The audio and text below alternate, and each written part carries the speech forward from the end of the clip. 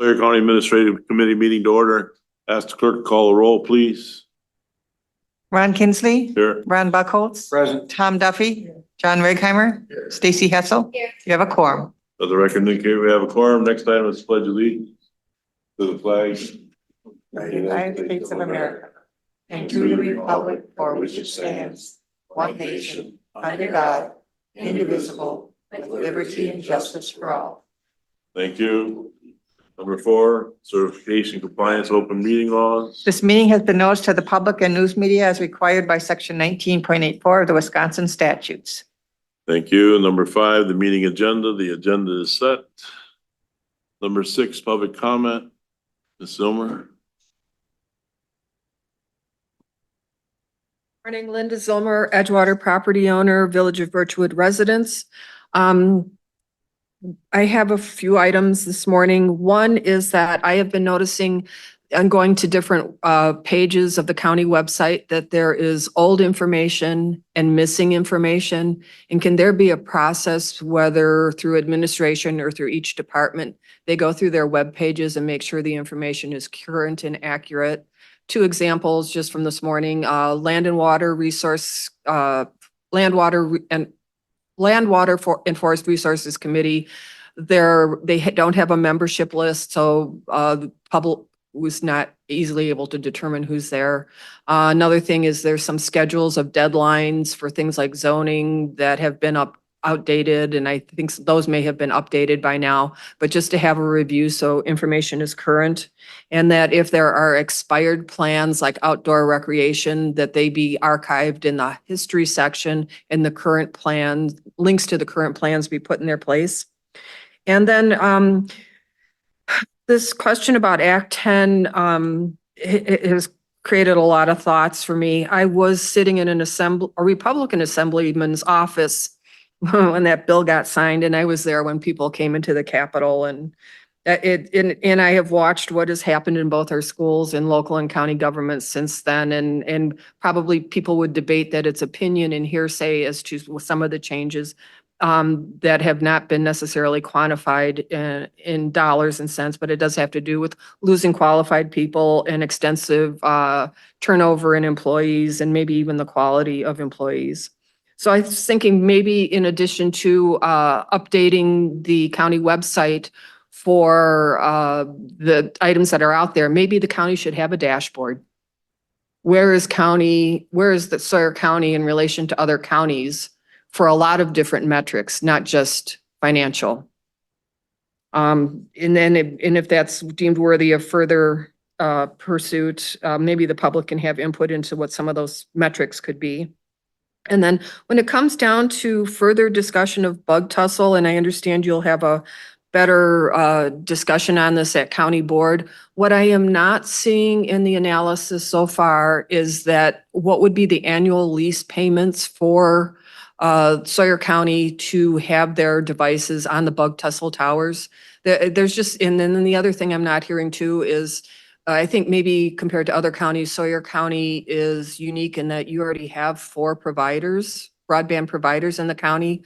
It's hard for me to understand how a 5th would fit in, and what have been the responses from the current providers in the county. I know at one time Mosaic had a cellular business and they had cell towers, so they're not unfamiliar with it, and they are already a current provider for the county. Thank you. Thank you. Is there anybody online, Lynn? Thank you. Number 7, approve the minutes of the previous meeting of July 11th. I'll second. Motion by Mr. Duffy, second by Ms. Hessel to approve as presented. Any discussion? Hearing none, all in favor of the motion? Aye. Opposed? Motion carries. Thank you. Number 8, Gary Elliott's back. Veteran Service Department report, please. All right, good morning. So for the month of July, we had 466 phone calls, 732 letters, emails, and faxes, and 163 office visits. We submitted 127 disability and pension claims total for the year by the end of the month. And we received a little over almost $231,000 in claims decided in the veterans' favor. Our La Crosse Vet Center, we co-manage mental health appointments with the La Crosse Vet Center for our combat veterans. And we hosted 6 individual and 2 group sessions for the month of July. And this is where we set up the appointments, or the appointments are basically emailed to us, and we set it up on a computer in a conference room. If it's a large group, we do the large conference room. If it's an individual, we got a small conference room where the veteran can come in.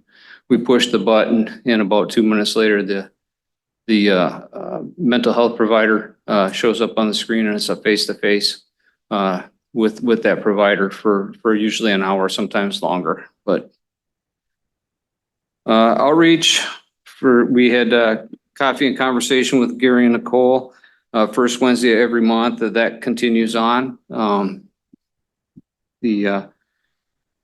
was I here? Excuse me. So, and then also we had the social media. Nicole started a Facebook page for us. And so far we've got 132 page followers and 9 new page followers for July for 132 total. We had 78 post engagements, and the average post reached 844 people, and 44 reactions, 88 shares, and 5 link clicks. So people were interested. And then the dynamics are 40% of the audience was men, and 60% were women. So perpetual care of veteran graves every year. By statute, the clerk's office is running this, but Sawyer County for years has had the Veteran Service Office running the perpetual care graves for the county. That opened up on July 1st. It ends on August 31st, or I'm sorry, August 31st. September 1st is dead. So so far we've had two applicants. I had a third applicant contact me, so they're mailing in their perpetual care for graves. So far, let's see, townships, let's see. I'm sorry, Draper, town of Draper and Hayward applied so far for perpetual care graves, and we pay out $4 per grave for the veteran and the veteran's spouse in these, and it's for what perpetual care is. Backing up, for perpetual care graves, if when a person was placed in the cemetery, if it was contracted for perpetual care, we cannot reimburse them. But if they weren't contracted, the Sawyer County pays $4 per grave for the upkeep of those grave sites. So,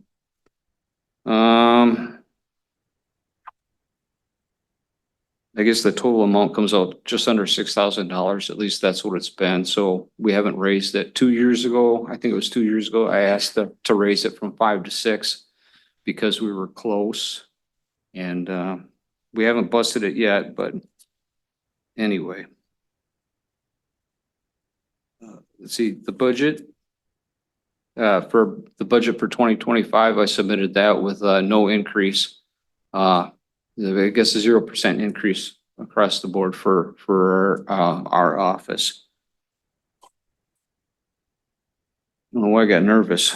Anyway, is there any questions on perpetual care? Or I think most of you were aware of that we were doing I it. wasn't aware of that. Can you explain that a little bit more? Okay, so the Wisconsin statute says that the county will reimburse the care of graves. They don't say how much. It's historically been $4. We haven't raised it. But the perpetual care of graves for the veterans and their spouses' graves that are for those that are buried, in the county. And then the cemeteries organization, if it's not defunct, they're the ones that have to apply, and they have to apply by the window is from July 1st to September 1st, but September 1st is actually so it's the last month of August, or last day of August that they can apply. So if it's postmarked that way, or if it comes in date stamped in between that window, then we're obligated to, provide that perpetual care.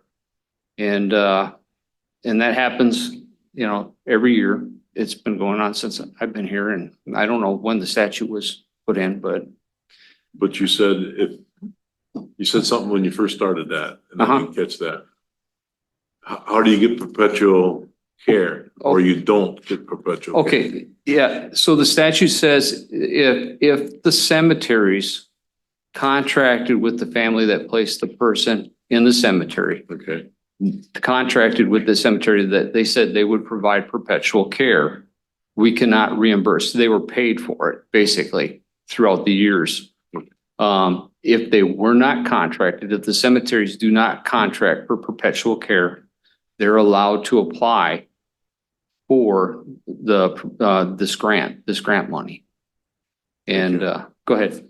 So the American Legion Post 218 has a cemetery improvement committee Mhm. for the veterans. So is this perpetual care for the veterans area or is it for the whole cemetery? It is for the whole cemetery. That is a separate issue. So the city of Hayward is where they're doing their work, right?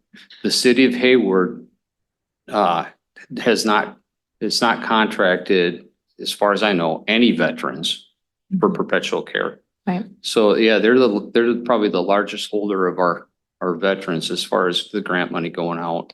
So the American Legion couldn't apply with your office for that No, grant fund? No, It has to be it's the specific, city. it has to be the cemetery's organization. If the cemetery's organization, goes defunct, which several have, then by law, the township that cemetery is in has to pick up the care of those, it has to pick up that cemetery by law.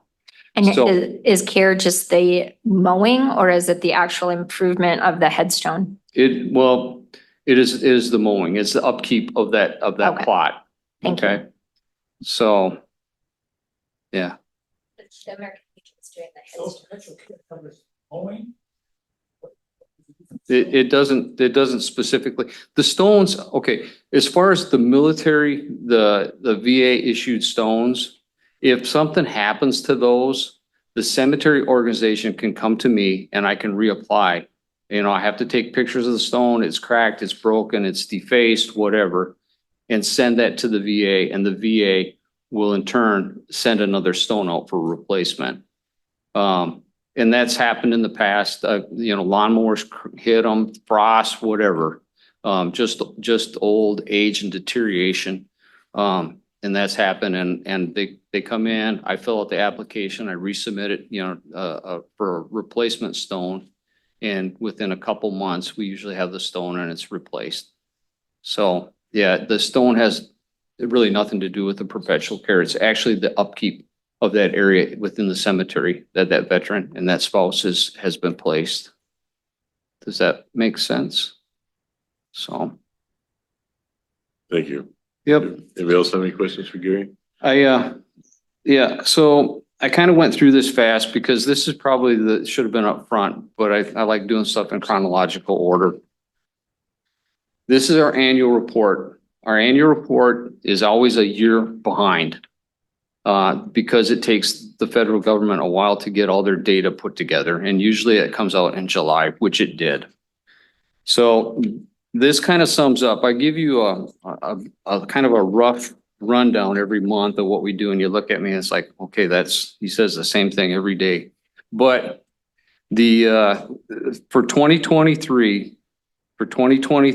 in disability and compensation claims, the overall money that come back into this county for the veterans that we served in this county was over $10 million in compensation directly paid to the veterans. So that when I talk back, like this month was $230,935. That is the initial payout. This is what they were actually paid for the year. So medical care costs, we help them, we get them into VA medical care system, and that was over $9 million. We do certificates of eligibility. We help veterans get their loans. through, backed up by the VA. And that was over, $345,837. Burial benefits, we paid out, we got $26,000 back to our county veterans. And that includes those on the tribal as well, tribal lands. We do those as well. So it's all encompassed in this. As far as education, benefits, voc rehab and employment, $375,000.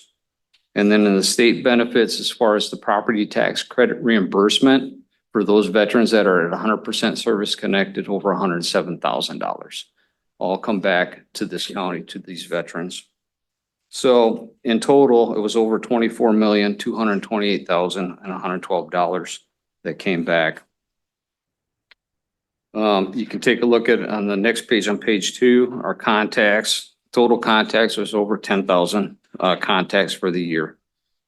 That $27,000 in burial benefits that come out of the 51, not every one, but 51 veterans deaths and burials. And we processed 210 disability claims in 23. And we transported 47 veterans to Minneapolis and back for specialty care. As far as counseling and La Crosse Vet Center, we started tracking that again this year because it was off and on due to COVID. We finally got that somewhat settled where we've got a predictable amount of people coming in at a time. So we're now tracking that. I don't have a number for 23. We did do community outreach on page 3. As far as that, goes, we've been asked to go to multiple places and provide information to various service organizations and to include, I guess, recently the LCO is coming up as far as going out and talking to them about benefits as well. I guess the elders wanted to hear from us on I don't know what specific questions they have, but that is upcoming. Accreditation training, we keep that up. That is the daddy rabbit as far as being able to do business. And Nicole and I are both nationally accredited, and we keep track of our training to make sure that we're able to keep doing the work that we're doing. Without that accreditation training, it's pretty hard to do your job. So cost of veterans graves for 23. This is talking about perpetual care. Sawyer County paid out $5,840 for perpetual care. And then we have a veterans relief fund where veterans get in trouble financially. Basically it wasn't intentional. Something happened that they didn't plan on happening. And they're in a financial bind. We have a needy vet grant is what we call it, where veterans can apply for a maximum of $500 in a year to help offset if they had a medical, or maybe that's heating or something happened in the house that they need to get something fixed, like a stove, a furnace, whatever. It doesn't go to alcohol, tobacco. It doesn't go to gambling debts. It doesn't go to credit cards. So if they apply, the application goes to our Veterans Service Commission. The commission reviews it, reviews the application, their financials. They usually ask some pretty hard questions of the veteran, how they got to this point. And if approved, they say, okay, we'll pay. Sometimes it's not $500. It could be a $140 electric bill. So if they approve it, then I ask the clerk to cut a check to that utility company or whatever it might be. But it doesn't, like I said, it doesn't go to credit cards. It doesn't go to gas. It doesn't go directly into the hands of the veteran. It goes to the person with, that sent the bill. They can only apply for that once a year. They can apply multiple times, but the limit is $500 for the year. So, okay, department relationships. We work with various, the register of deeds, the clerk's office, the DA, the Sheriff's Department, Health and Human Services, ADRC, quite often with our veterans, a lot, probably the most with Health and Human Services, dealing with our elderly veterans. We've got a lot of dementia and we get people that are taken advantage of as well, financially through some kind of fraud, scam or whatever. But anyway, I'm probably shorting myself on this, but we maintain, we're quite busy and it's the whole realm of a veteran from kind of cradle to grave on their issues. I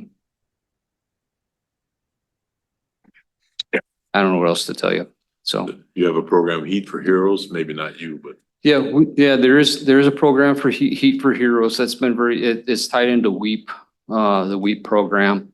And we utilize them. We have utilized them a lot in the past. That absolutely has been very helpful. We try to use, nonprofits. I mean, we have to the first step for like veterans that get into financial problems for whatever reason, is through our Needy Vet Grant. If they can, go through that, then the next step is going to the state and asking for help from the state for the veterans. But the state expects us to use every possible, organization, the Sawyer County government to nonprofits, and to make sure that we've, I guess, got everything that we could, if they applied for it, that we got it from them before we go to the state for those monies. The American Legion has a program too at the state level as far as for veterans if they get into trouble financially. But everything has to be fully reported. It's not like a give me. I've had, and they have to be residents of Sawyer County too. I've had several people from out of state call me on Monday morning that I'm sitting in my motel room and I need a ride back to Minneapolis. And it's like, well, how did you get here? So, and that doesn't work. So we try to defend the county taxpayer. I think that they expect that, and I want to make sure that we do right by them. You don't cover the VA medical clinic in Hayward. I work with them. I work with the VA clinic in Hayward. They're part of the Minneapolis VA healthcare system, which we fall under. The veterans. So you cover the cost of transportation to Minneapolis to the clinic. Yeah. Okay. So our clinic here in Hayward is quite basic. It has, if you need an annual physical, if something's going wrong with you, you go to a doctor. But when you need a specialist, then that's when Minneapolis comes, becomes a player in that veterans healthcare, like cancers, treatments for cancers or whatever. No, I will tell you, I had an elderly lady down in the county that is a veteran, and she contacted me about she needed transportation. She's got cataracts in both sides of her eye, both eyes. And she's like, Gary, I'm afraid to drive. I'm afraid to drive. I don't want to hurt anybody and I don't want to hurt myself, and I don't have anybody. And that happened this month. And it's like, so I said, okay, well, where do you live and what do you need? And well, her medical appointments were here in Hayward, and she doesn't live in Hayward. It's probably a 45-minute drive for her. So I got her information. I asked if, I had permission to release her name and her phone number if I found somebody, an asset that can help her with that transportation. And I called Namaquaga Transit and asked them, do you provide service to this, in this area here? And yes, we do. And it's like, all right, can I ask you to call this individual and set up appointments? I know she's got needs at least 6 trips. So, and elderly, it's 50 cents one way. So I come back in on, I guess it was Monday of last week. Yeah, Monday of last week, and I had on my voicemail was this lady. She said, "Thank you very much." She goes, I can't thank you enough." But so we try to use, just because we don't have it, doesn't mean I, say no and hang up the phone on anybody, or if they walk in, we try to find something to help them get by. So we don't drive veterans to the Hayward Clinic. We don't. When we got the vans, the contract, if you will, for the service office was, we take people to Minneapolis, we bring them back from Minneapolis, and that's it. The Rice Lake, our clinic's expanded slightly. Rice Lake has expanded more as far as now they've got physical therapy down there at Rice Lake. So people don't necessarily have to go to Minneapolis for that, or care in the community. They can go to Rice Lake at the VA clinic down there to get that. But our clinic is, out of all of them, is probably the smallest clinic as far as having, what kind of services you can receive there. So does that answer your question? On a long route, but I hear nothing but good things about the coffee that you're having on the first Wednesday. I wish that you could have it a little bit more often than that, but that's your choice. yeah, it is good. I mean, and it's bringing people in. I keep telling you every month that we're getting new veterans, and I asked Nicole, because I know this has been, well, where are they coming from? We had 7 new veterans in the last 30 days, 7 come in to, get registered in the office and filing claims. So we, I got an email from a gentleman down in Texas, somewhere in the middle of Texas, because the person they work with has a relative that lives up here, and said, call Gary to get help with the VA. But I'm not making this up. I've California, Arizona, several out of Texas, Florida. So feather in your hat because you do good work. They call, well, and we do do good work. And I've had we get a lot of compliments. It's like they walk in and it's like, I can't believe I'm getting this, because a lot of the people I think have tried in other areas for service, and they either, nothing happened basically in the end. Nothing happened. No service, nothing, this is what you need to do or where to go. So we do get a lot of compliments on that. Not to blow my own horn, but and Nicole's doing really good too. So I couldn't be happier, really. So Thank you, Gary. yep, you're welcome. Thank you, Gary. Yep. You and all, you and Nicole do. Thank you. All right. Number 9, information technology, Mr. Colson. Yes. Okay. We have a written report from him. Anybody have any questions? Anything you want to add, subtract? No, nothing to add. I mean, we got a lot of projects in the works. Jail cameras have taken up a lot of their time, but they're also coordinating. We're getting more door swipes put in place for security. That project is ongoing, and then just the regular request from departments. So Thank you. they're doing well. Number 10, humans resources, Ms. Rose. Good morning.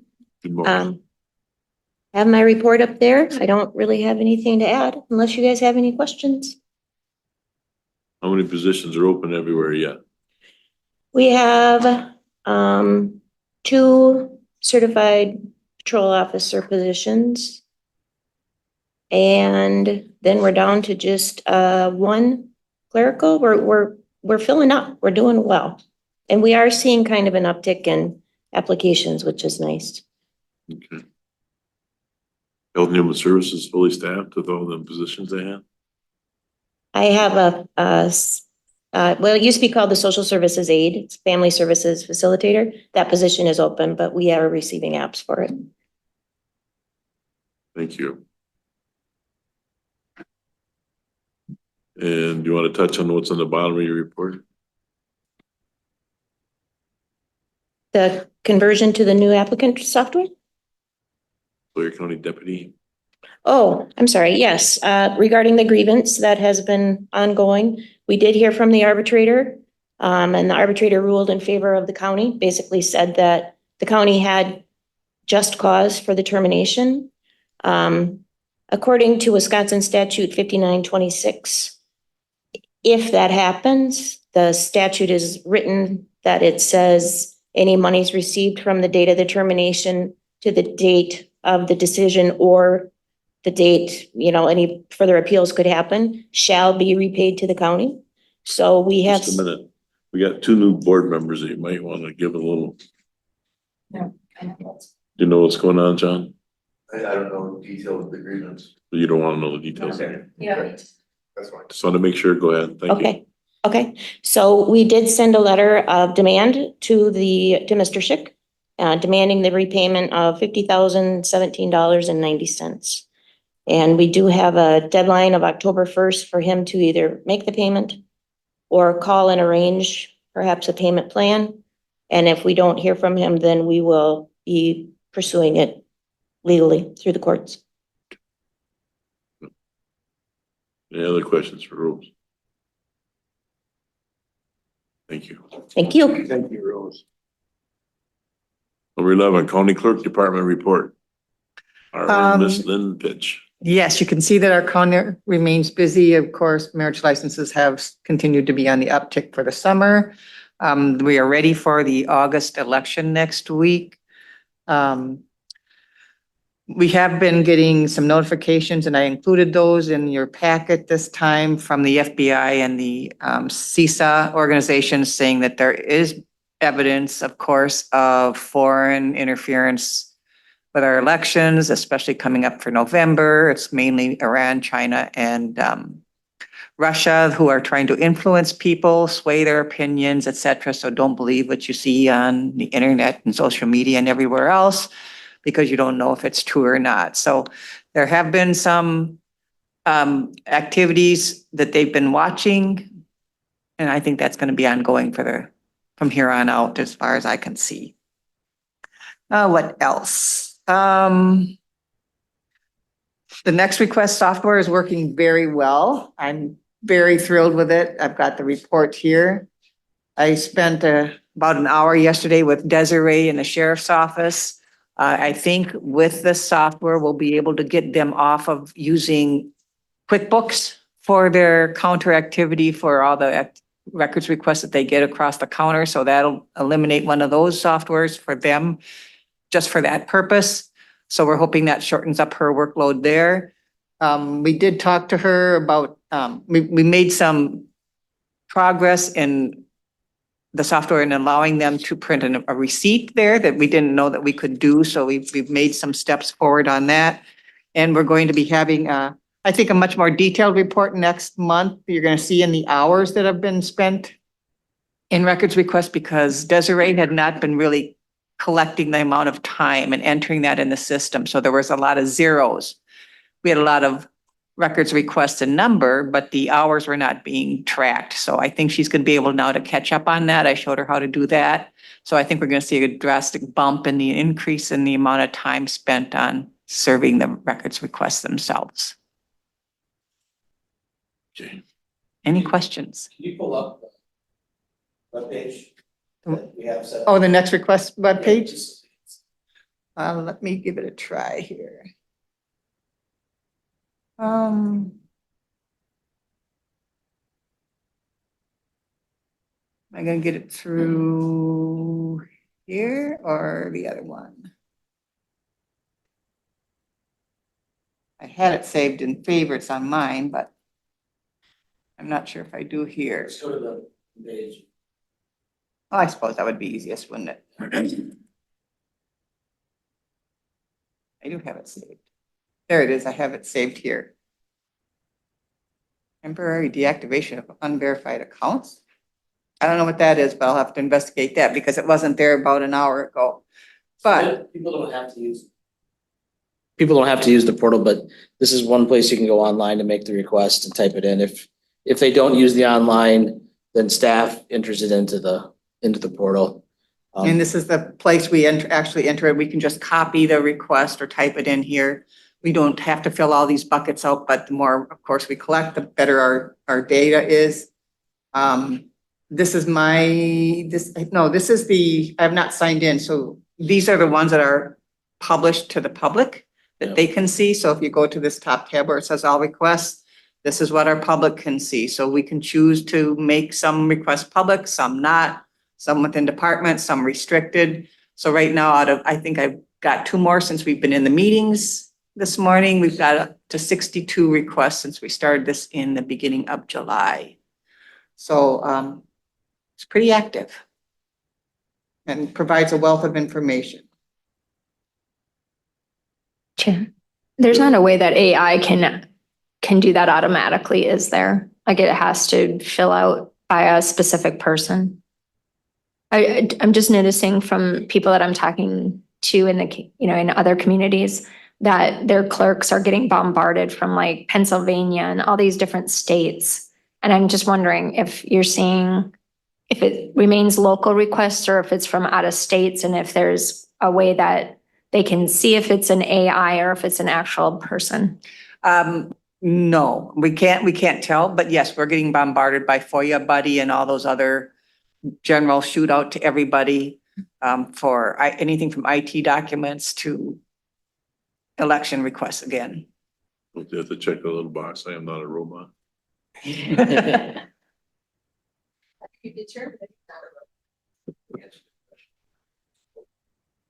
Thank you, Lynn. You got more?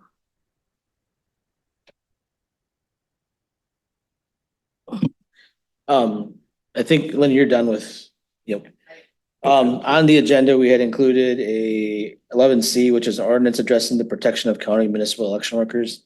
This is something that Lynn brought forward through her election meetings. So we had prepared it. We're not asking, I gave you a paper copy because we have it drafted, but we're not asking for any action this meeting. We gave it to legal counsel to review. And this is based, the ordinance that Lynn had come across or been forwarded was a city ordinance, and cities and counties have different authorities. So legal counsel is looking at our draft, and we'll bring it back to you next month if you're interested in adopting it. Once we get it, it needs to be modified first we need to verify that the county has the authority. Then it needs to be modified for county government. But I think this is like Lynn's pointed out, with some of the things going on at the elections, this is a concern that's out there about the environment around election workers. So this would be one potential protection for them. Good. With what's coming forward, it'd be a good idea to have it. Yeah, I just want to compliment you for doing that. I mean, I recently in the last few days, I won't go into detail what it was, but around election political things in Hayward, in Duluth, and the energy is sometimes very negative. So I think that's being ahead of the curve and good.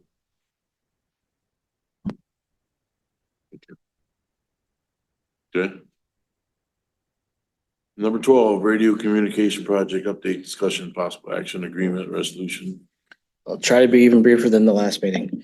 We're gonna have this on the county board agenda next week and have all the players at the meeting to get the full board up to speed on the radio network options, participating with Bug Tussle or not participating. No decision next week. It's just to get all the information to the board, and then probably have future meeting in September, either the regular meeting or a special, to make some decisions on the options. Right now, the deadline is the 10th of September, which is before our county board meeting. Yep. They're trying to get that deadline date changed if they can't, and if we feel we want to move forward, we might have to have a special meeting prior to that. And that's strictly tied to going with the Bug Tussle option.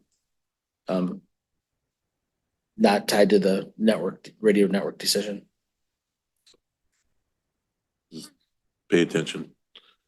All right. Number 13, realistic federal identification of rule discussion and possible action. I included this on the agenda.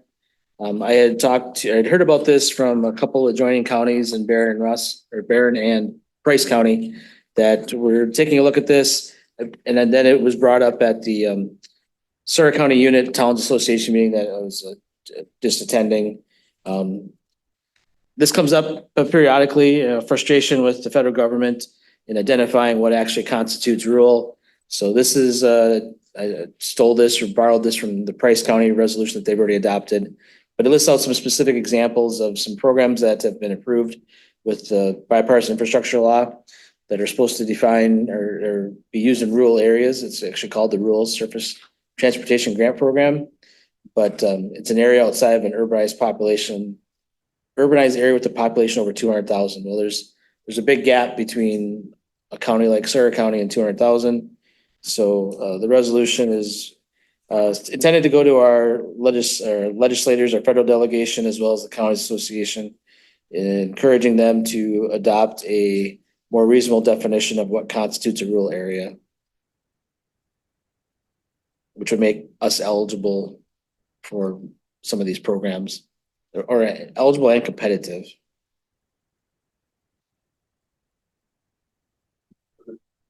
This is then us showing support and then it goes to Yeah. congression, Yep. congressman. This is one of those like attention and informative Yeah. support resolutions. Yep.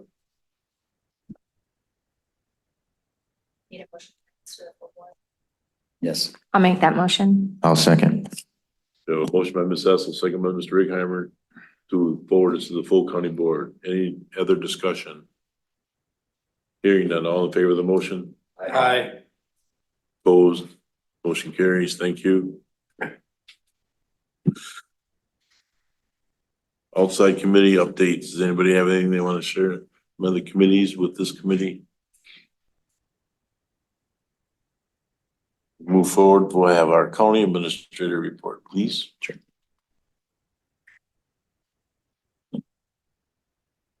Kind of continuing to work with various committees and departments on pretty typical list of projects. Tourist Rooming House did have their next ad hoc meeting on July 31st.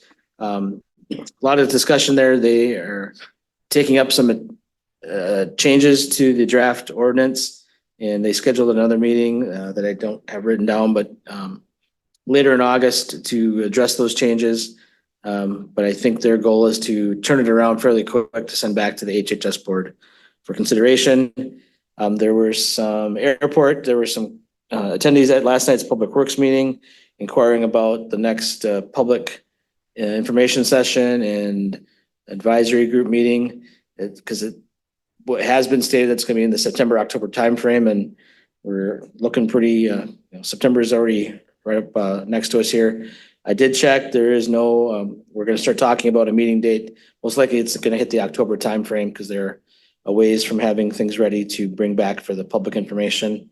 Also have started discussions with Hayward Aviation with Derek about re-upping the maintenance contract, management contract for the airport. When that was negotiated, the management contract with Hayward Aviation was a 5-year that expires the end of this year. And then the FBO contract was a 10-year contract. So we still have another 5 years with them as the FBO. But not anticipating any big changes to the management agreement. But we are looking at things like mowing and snow removal and making some changes specifically in that area. Ambulance, Rose, in addition to the position she noted, probably because it's perpetual, we're still recruiting paramedics is our biggest hurdle right now, which is causing some staffing issues of keeping enough rigs up and running. I mean, we are, but it's a challenge, and we have ongoing issues there. So, fair amount of time working with the leadership at the ambulance to address those issues, and then also looking at the town around Lake request to build another ambulance station in that area. And we're just wrapping up next week. Similar to the training that we did for the county employees earlier this year, we're running the ambulance staff and sheriff's department do similar training, except because of the way they're staffed and their shifts, we spread it out over 3 nights. I think that's gone well. Doing a lot of generational discussion with both of those units on, we have probably as much as any time in history, the number of generations of people in the workforce is as wide as it's ever been. You look at our ambulance service, we have people that are 19, 20 years old on up to a lot older than that, yes. I don't want to, so, I mean, and they work at, and same at the sheriff's department, maybe a little less, but same situation where multiple generations working in close confines, helping them understand a little bit more about each other, so it ultimately leads to a better work environment for them. But I think they've received it well, been very participatory in the training. Broadband, some movement there. It's been in the news a little bit, but the state of Wisconsin had to submit their volume 2 document to the FCC, to the federal government, for the BEAD funding. That was approved, I think last week, and already they're out. They've opened up the window now for letter of intent. So anybody that wants to take advantage of the BEAD funds, that wants to apply for them, has to file a letter of intent by October 1st to make sure they're eligible, and we'll see who's going to be interested. I've met with a couple of our local telephone companies that we've already partnered with in the past. I kind of know where they're headed, and they're all going to be players are applying for BEAD. They've given me some rough idea of where they're going. At this point, it seems like they all have their own territories kind of identified. So I don't think we'll have a lot of issues with having to, I think I mentioned that the county might be in a position to have to recommend a project or give priority to a project. At least at this point, I'm not seeing that yet, where there are going to be a lot of overlap.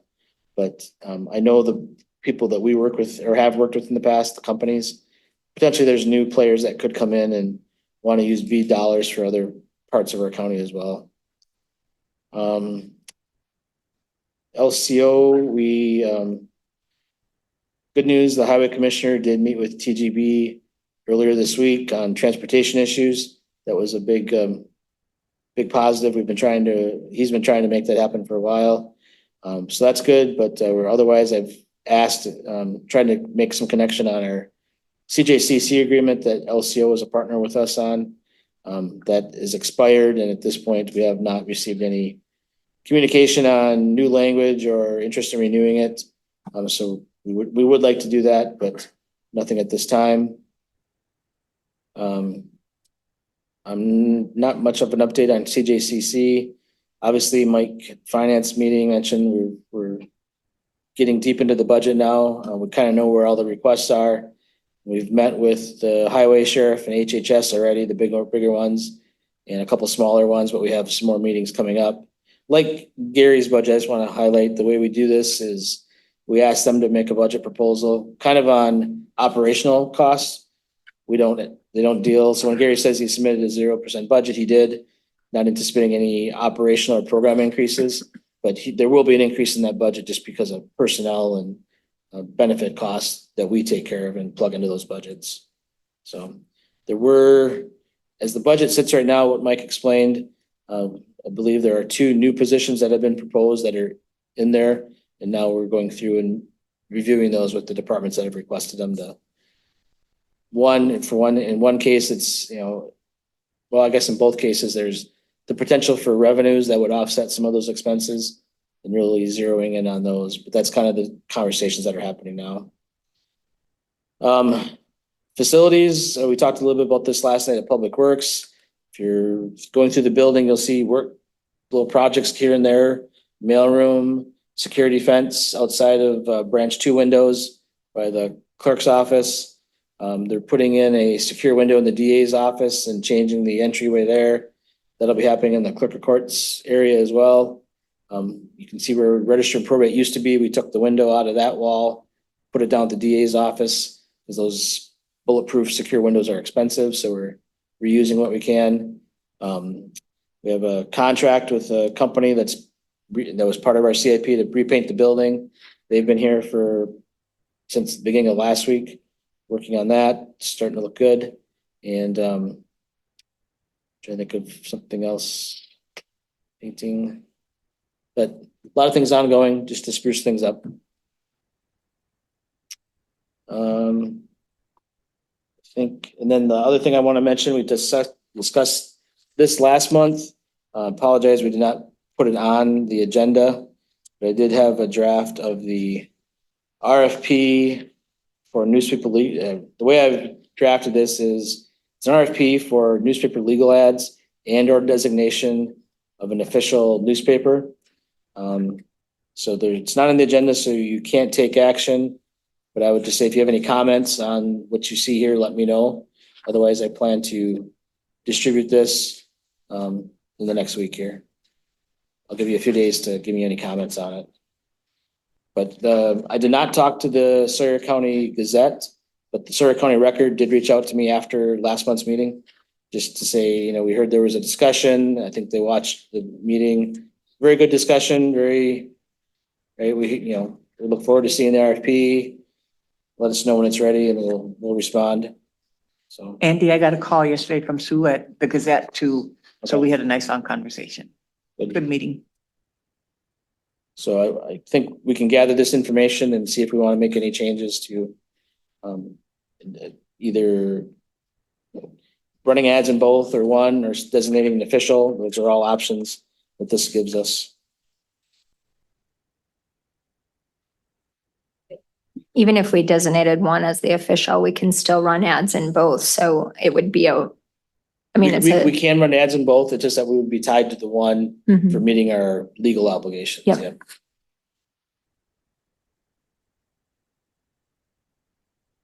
The other thing with kind of that discussion, Lynn, can you pull up the county website again? So, part of the conversation we had is about why do we have to advertise in the newspaper? Well, it's because statutory requirements for election notices and tax deed sales and public hearings require that. The extension of that is, we have a county website. Why can't we just put things on there? Again, because statutes require publication. Go to the homepage. One thing we did do though is just hey, this is probably just a good idea for us to do something on our own is there was an area on our website that was not being used. So now I've directed all departments, anything they have to publish as a legal notice in the paper will go on our website. And people can subscribe to it. As soon as Lynn gets it pulled up, we'll.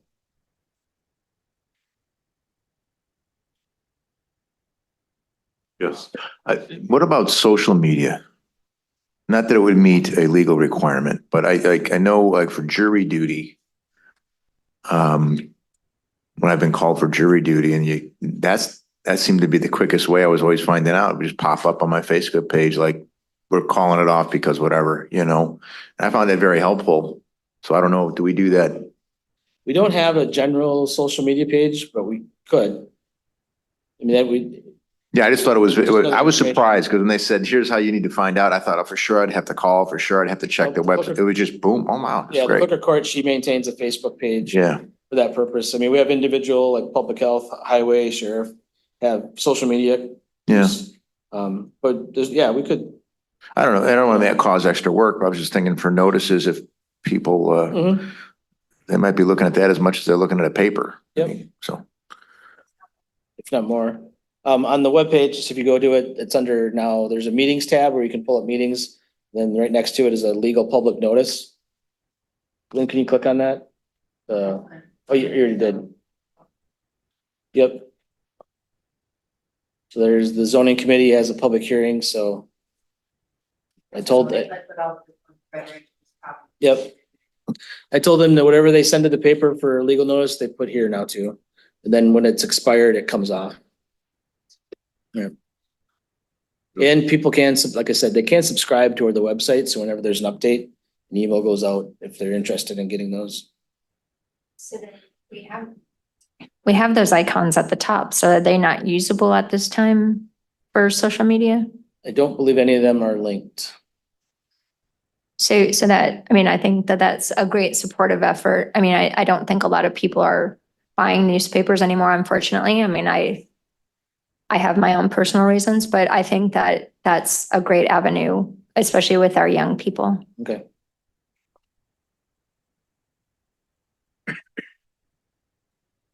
That's all.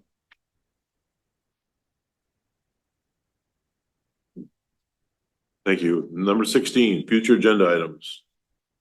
Anybody have anything that they would like to be brought forward?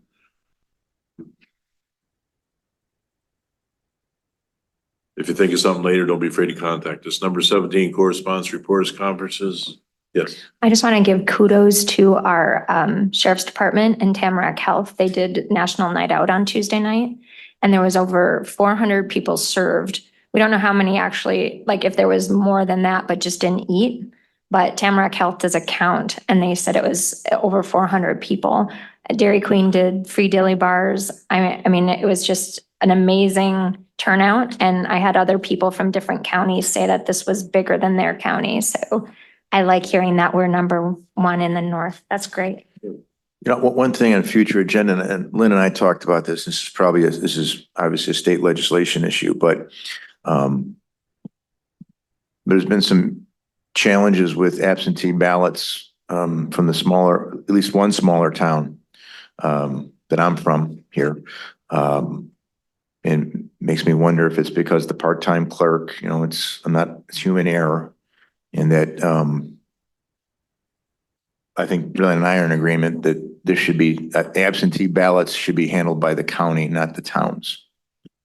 I bet there was not one clerk that would argue with you. Just the county clerk. Agree with that. Okay. Oh, yeah?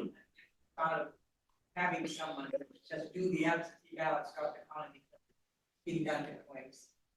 And errors. So anyways, that's something I guess we'd have to bring up. Randy, where do we bring that to? Assembly first, or who do we, This committee. this committee? Okay. Yep. I mean, that's Well, something, there's a future agenda item.